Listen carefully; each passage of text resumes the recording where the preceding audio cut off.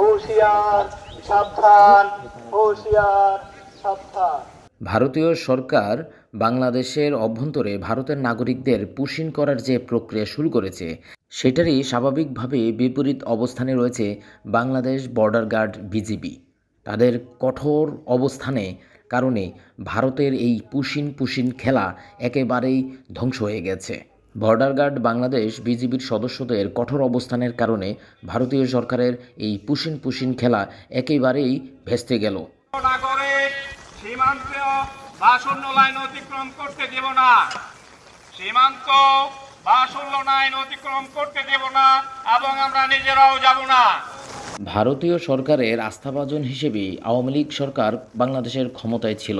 5ই আগস্টের জুলাই গণঅভ্যুত্থানের কারণে আওয়ামী লীগ সরকারের পতন ঘটে। তারপরেই বাংলাদেশ ভারত সম্পর্কের টানাপোড়েন। সবার ধারণা বাংলাদেশকে প্রেসারে রাখতেই মূলত এই ধরনের পুশিন খেলা ভারত খেলছে। তবে বিএসএফের এই ধরনের কাজকে একেবারে প্রতিহত করছে বাংলাদেশ বর্ডার গার্ড বিজিবি। কোন ধরনের কোন ভারতীয় নাগরিক বাংলাদেশে অনুপ্রবেশ করতে দেব না।